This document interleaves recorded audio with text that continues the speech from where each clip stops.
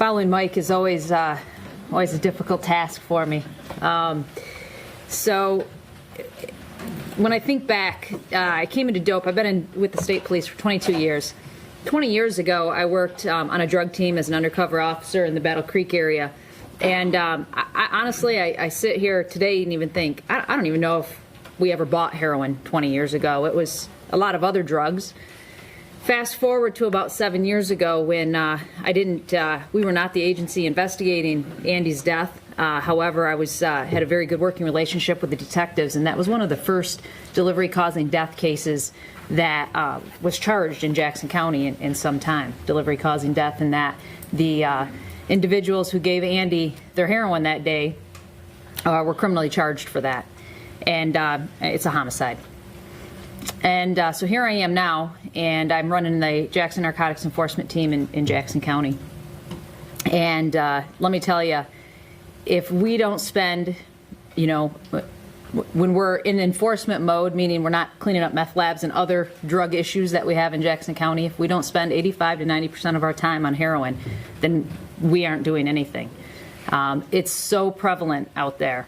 So today I come with a little different story. If you thought I was going to come up here and tell you how we were arresting our way out of this problem, and law enforcement has some great handle on it, I wish I did, but it is a very large problem. And because this drug is a little different and it does not discriminate, you just talked to a prominent business owner in Jackson County, you heard his struggles.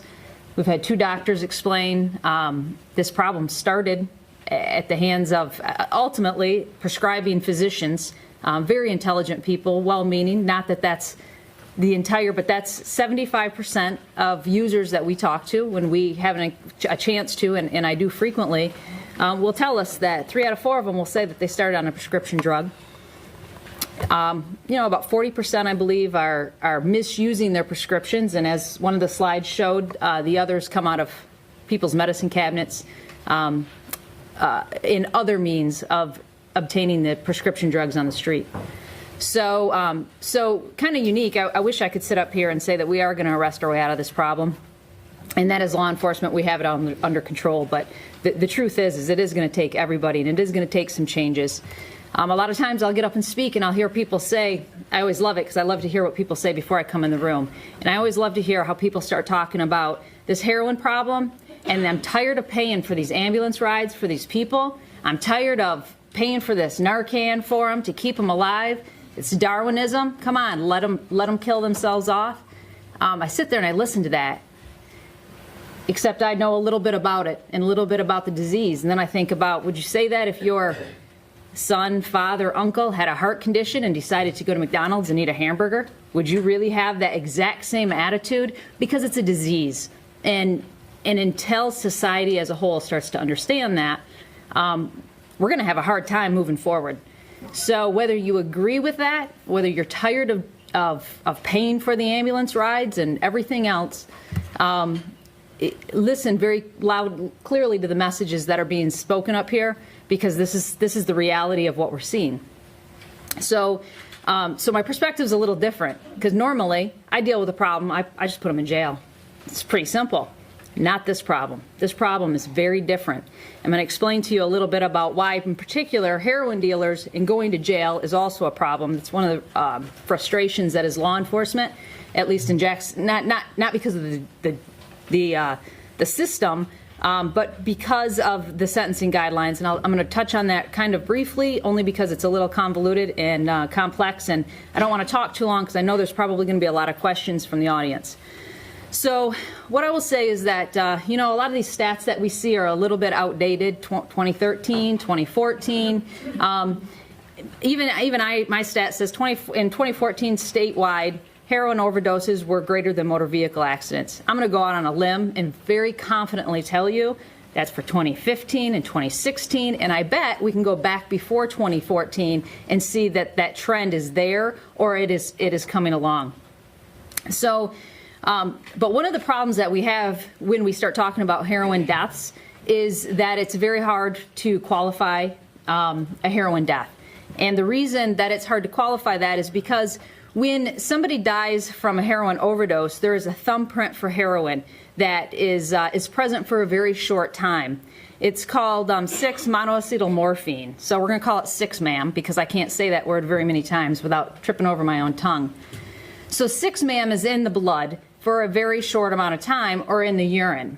When 6-MAM is in the urine, it has already been excreted from the body, which means that at least for, I don't know if this is true for medical examiners across, but I will say after speaking in great detail with our office in Jackson County, that once it's excreted, it's no longer in the body. So that plays a factor when they're deciding the cause of death and contributing factors of death. So it's only in the bloodstream for a very short amount of time, and at which time it metabolizes back to morphine. And so oftentimes you will see morphine in a blood sample. And when Andy would tell his dad that he was using prescription pills, that is not uncommon. It's not uncommon for kids to say, I'm hooked on pills, because if you give me a blood test, you're going to see that I have morphine in my system. And doesn't that sound so much prettier than saying, I'm a heroin addict? Because you know what mom and dad probably come to mind? Junkie, right? Who wants to say that? So we find that a lot of people will say, and admitted in the hospital, they'll say, I told them I just use prescription pills. Oftentimes they do, but when we see them on the street and they're sick and we're doing search warrants and we're having opportunities, I love to talk to addicts. I do, because I love to understand their story, and that's why I can stand up here very easily and tell you that it doesn't discriminate. And I'm never going to stand in front of anybody and say it can never happen to me. And I'm not going to ask for a show of hands in here, but I can guarantee you that a lot of hands would go up if I were to ask who has been affected by this epidemic. And so anyhow, I'm going to bring it back to a micro level because we talked about it kind of on a very large level, and I'm going to talk a little bit about Jackson County and what this epidemic looks like in Jackson County. So I have some stats up here, and in Jackson County in 2014, I show some, in 15 and 16, I'm going to use those 3 years, and I'm showing some motor vehicle accidents. And you can see the numbers. Motor vehicle accidents in Jackson County, those are deaths, not accidents. Those are deaths. Those are people who died in motor vehicle accidents in Jackson County. We have 2 freeways that come through our county, right? Those are the number of deaths. The next number shows drug use deaths. Those are deaths that the contributing factor or the contributing cause or the cause of death is related back to drug abuse or use. That can be elderly people who overdose on their prescribed medication. That can mean a lot of different things. So, taking those results, I decided to look at them even a little more closely. So I looked at those results, and I looked at the reported blood and/or urine if it was available, and it's not available on all. And I looked for specific things: heroin, fentanyl, carfentanil, and I included morphine. I included morphine because if morphine is in the blood, it may have already metabolized. The heroin may have metabolized. I will tell you that I could remove those that show morphine, and these numbers are still going to be astronomically high. That there were only actually a few. I just threw them in there because that is something that we do see, and that has to be taken into consideration. So in 2014, 42 deaths, 20 of those had the presence in their blood or urine of heroin, fentanyl, carfentanil, or morphine. That's 48% of those deaths. Next year, it increases to 57%. Last year, we had 52 drug abuse use-related deaths.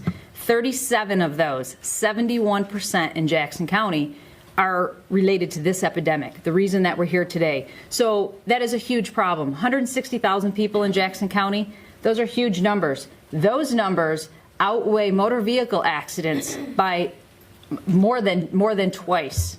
Look at the campaigns we have to keep our freeways safe, and all of the grants and the money and the different things that are put towards that. Don't get me wrong, that's very important. But if in Jackson County we had 37 people die on our freeway last year, then people would look at this a little bit differently. And if you do this statewide and you look, the number of opiate-related deaths outnumber motor vehicle accidents, and it goes back. So this is a huge problem.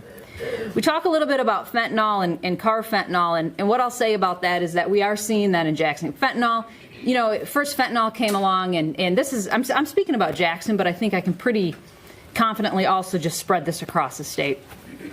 So Jackson, we have some heroin. We start having heroin deaths back in, 2007, 2008. So when it really starts to look like a problem, we see heroin, and then we see this fentanyl. This fentanyl comes in. Well, we all know that fentanyl is a legitimate narcotic that's used to treat pain. That's not the fentanyl I'm talking about. Don't get me wrong, though. People do use and abuse that type of fentanyl. You'll talk to addicts that eat the patches. They take the gel out of the patches. It is abused. I'm talking about clandestinely made drugs that are synthetic coming into our country through the cartels. It's very common. I don't know if you realize this, but our area is the El Chapo mafia that supplies primarily our area. And so the fentanyl and the carfentanil that come in, now fentanyl was a big deal. And then all of a sudden, here comes carfentanil. Carfentanil, 10,000 times stronger than morphine, 100 times more potent than fentanyl.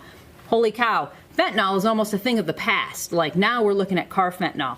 The DEA says in the last 3 years that they have identified 15 analogs, and it's the analogs that they put in these synthetic drugs that create the unknown. Now, when if he were to use, it might kill me, it might not kill him.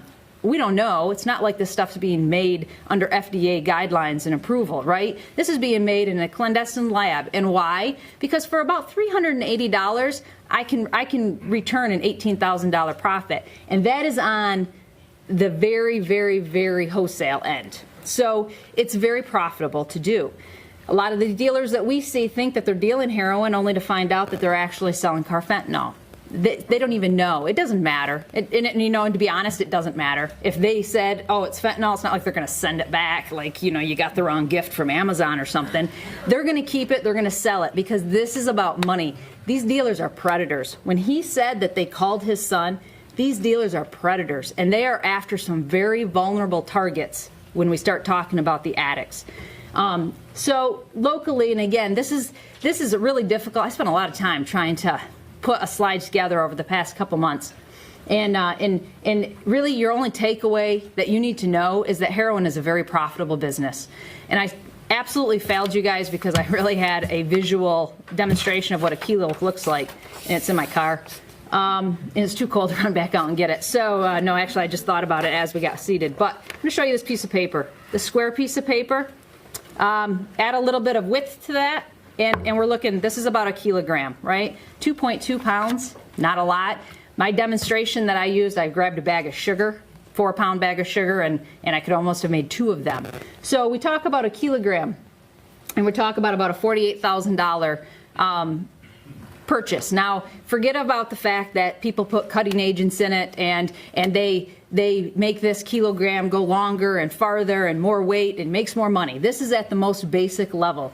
By the time we get this very basic kilogram down to the street level, depending on how they're selling it, and then on the street level, whether they're selling it by grams or tenth of a gram, which is frequently what we see. A tenth of a gram is not very much, $20. It's enough to kill you, though.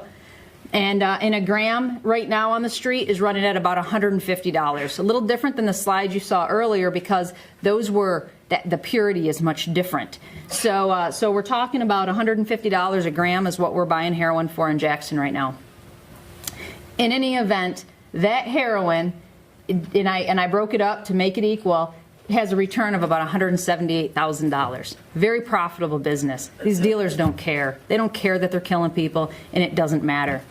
So real quick, the danger in this, I'm going to talk about sentencing guidelines, and I am going to make this fast because it's kind of confusing. And so we have something in Michigan called sentencing guidelines. Sentencing guidelines are basically this grid. Okay, there's some grid. It's based on points depending on how bad of a guy you are or girl you are and how much trouble you've been in the past. All these different determining factors are going to come into play. But we have sentencing guidelines, and sentencing guidelines were traditionally, and still are, but traditionally before they were found unconstitutional in a court case, judges use them to decide this is this guy, very easy. We scored him out. This is where he falls, kind of like, on the grid. Whoop, he's right here. Sentencing guidelines help us decide what the minimum sentence will be. So if I have heroin on me, and okay, we're going to go with different weights. If I have this kilo of heroin on me, it's over 449 grams. So that by the way is not something that we see very frequently.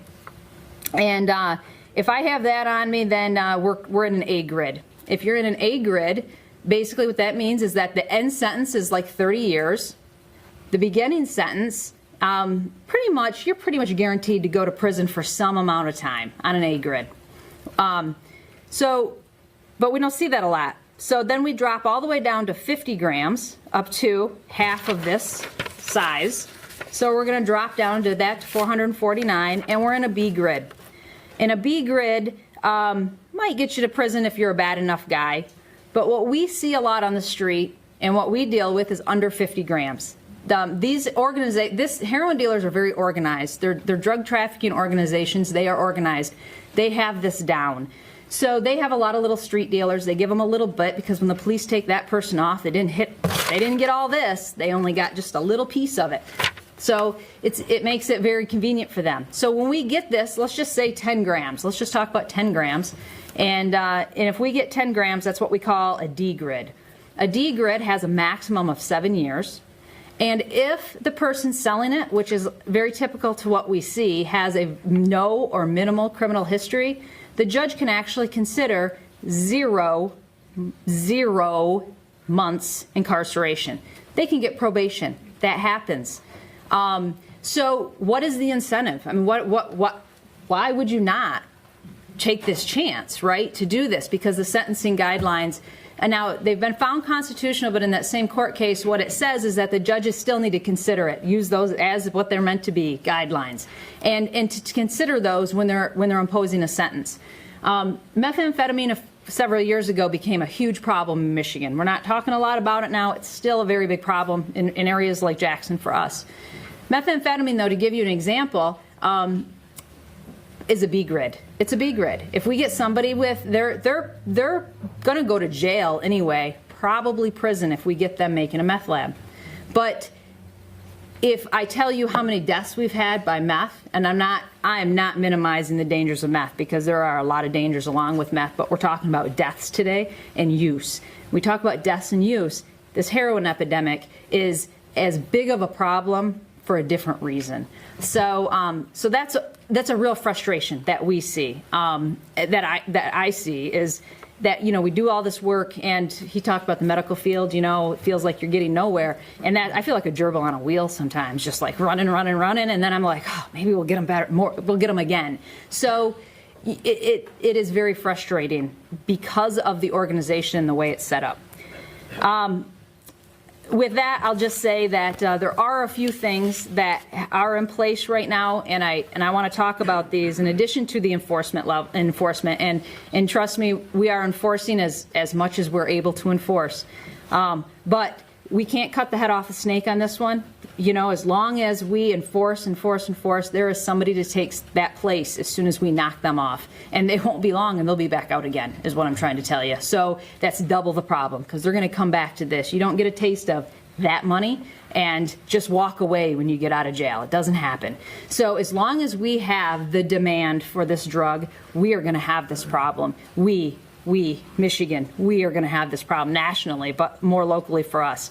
So there's a few things that the state police have in place right now that I just want to share with you. One is a drug take-back program, and I would encourage to talk about this and recommend it Monday through Friday, 8 to 4, at every state police post. Those doors are open during administrative times. There's you can bring your pills in. Bring pills in. When you're not using that medicine anymore, get rid of it. Get it out of your medicine cabinet, because believe it or not, people are in your medicine cabinet. You might not think that. They're in there. And if you have narcotics in there, they're taking them. So get rid of it. If you're done being treated for it, don't wait till you get a backache and decide to start taking your Norco again. If it's that bad, go see your doctor again. Get rid of it if you're not using it. Second of all, is our Gaylord Post started something last year called the Msc Angel Program, and this is the chance for an addict to come into a post and basically say, I need help. And in this particular process, they will be guided through a professional assessment and see if they qualify for the proper treatment. And this is something that's up in Gaylord, but we're trying to roll that out to all the posts in 2017. So hopefully that's something, because we have to start with this treatment and recovery end. So that's it. Thank you, everybody, for your time, and